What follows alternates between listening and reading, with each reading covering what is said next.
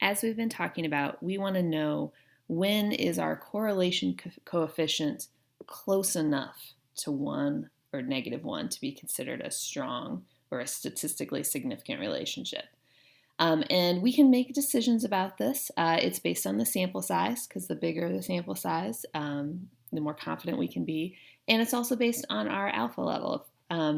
If we want to be 95% confident or 99% confident, something like that. So on the next page, a sample correlation coefficient R is statistically significant. It's a significant linear relationship if the absolute value of R is greater than this critical value of R. And that critical value depends on the sample size and what our level of significance is. Now, to determine this, you need this table. It's a critical values of the Pearson correlation coefficient R. It is nowhere to be found in your book. It's not in the chapter. It's not in the index. I think that was a typo, a big mistake in your book. So I will post this on Google Classroom because you really, really need this table, and it's not anywhere to be found. So anyway, you get your calculated value of R, and then you compare it to this critical value. And again, it depends on your sample size, and we only have a table for alpha is 0.05 and 0.01, so we'll be working with those. So let me show you how this works.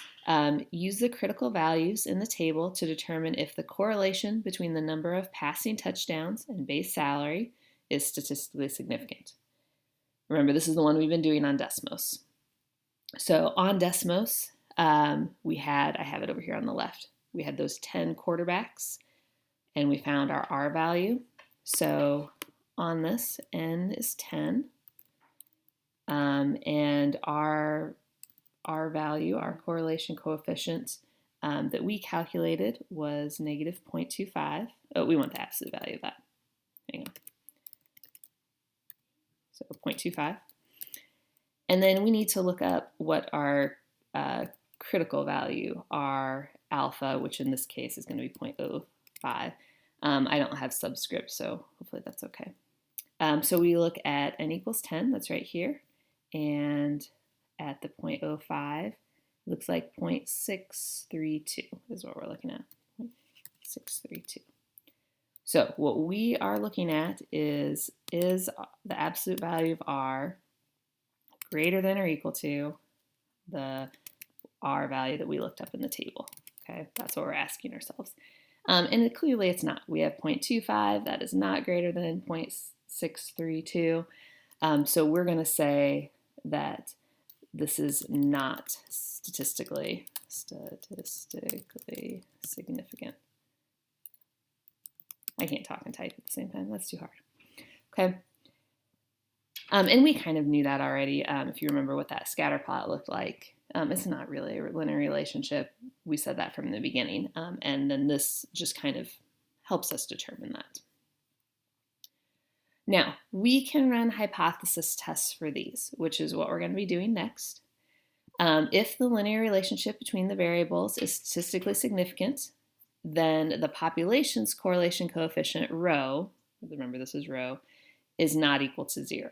Okay, that means there's some sort of significant relationship. So we're either closer to 1 or -1.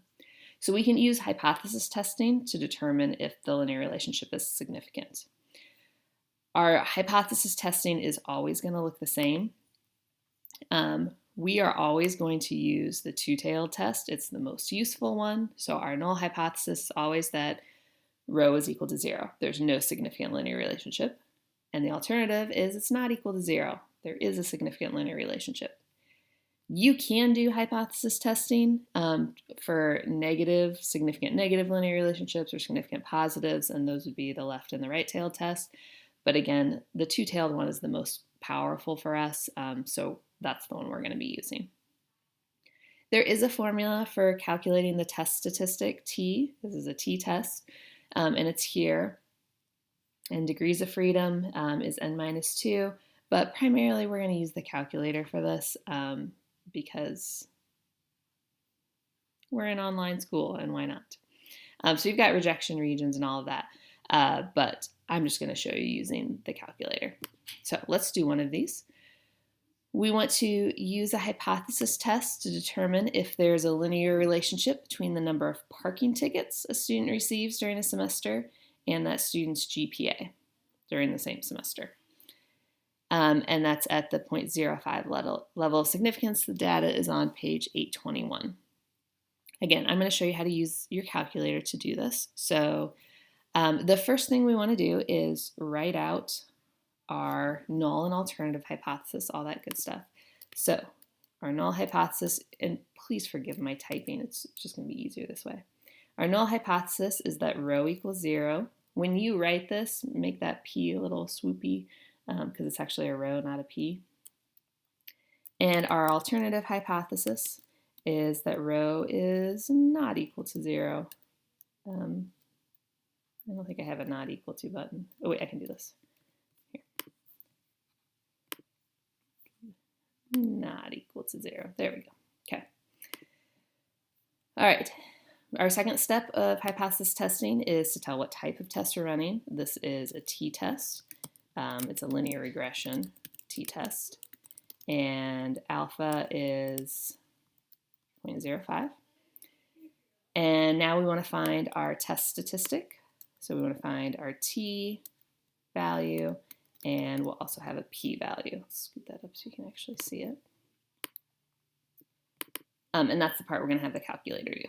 Okay, so when you pull up your calculator, you're going to go to Stat, and you're going to enter your data into L1 and L2. I already did this, so you didn't have to watch me type. So this L1 is the number of tickets, and GPA, which is, I believe, what we want to do, yes. And then what we're going to do is you're going to go to Stat, Test, and all the way at the bottom, not all the way, I guess, close to the bottom, you have a linear regression t-test. That's the one we want. It's going to ask where the data is. So an L1 and L2, the frequency is always going to be 1. And like I said, we are always going to use the not equal to, so you don't ever have to worry about changing that. This regression equation, I think in 12.2 I'll show you how to store your regression equation. Makes things a little bit easier, but right now we don't need to worry about that. We'll just go ahead and calculate. Okay, and like I said, it gives us our t-value, negative 2.61, and it gives us a p-value of 0.0215. Okay, and then we need to decide what we're going to do with this. So our p-value of 0.0215 is less than alpha. So that means we are going to reject our null hypothesis. And we need to interpret this. Hopefully I have enough room to interpret this. We'll see.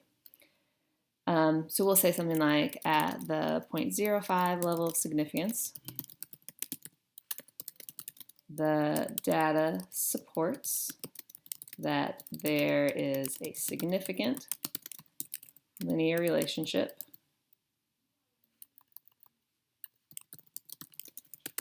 between number of parking tickets and GPA.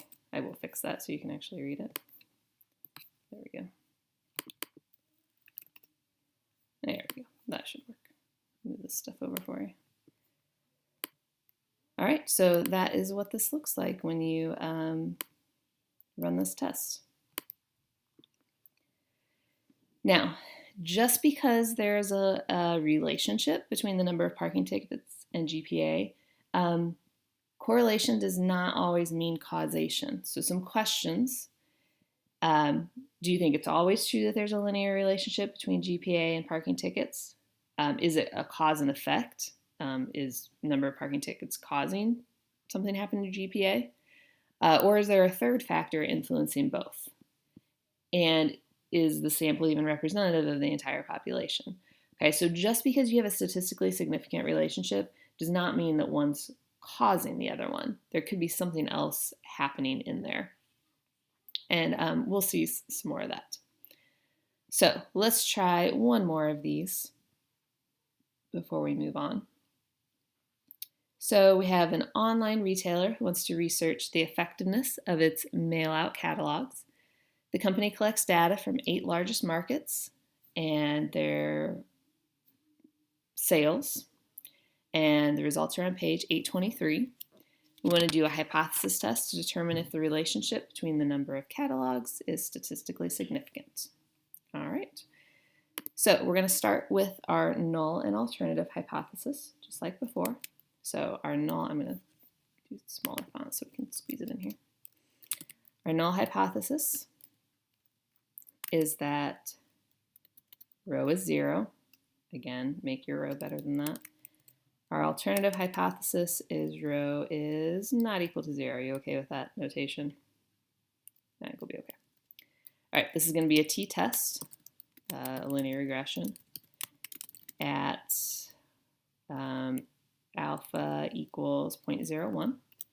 And now we want to use our calculator to find t and p. So that's what we're going to do next. Let's go to our calculator. We'll just clear that out. I think this is a pretty short, yes, okay.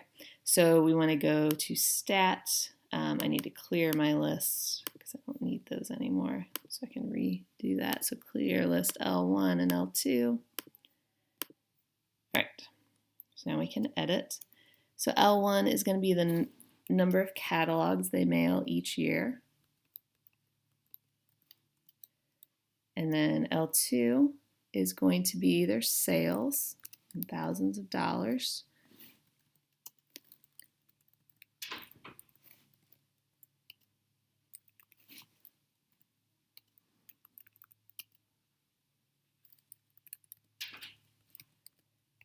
All right, so now we've got that in there.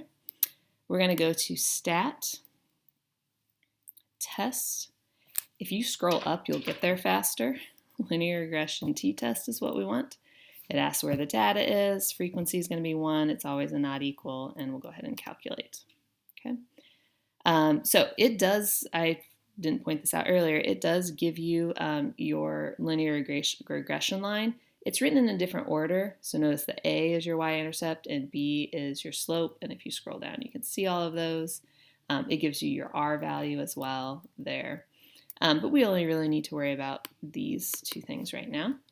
The t value was 1.43 and p value is 0.2023.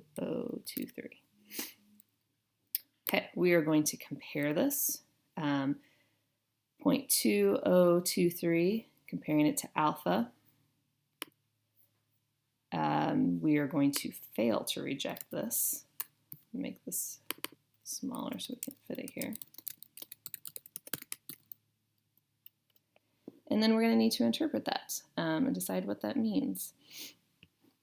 So we'll say at the 0.01 level of significance, the data does not support that there is a significant relationship between catalogs and sales. Okay. All right, now I highly encourage you to read the whole section, but particularly read page 824 on interpreting statistical significance.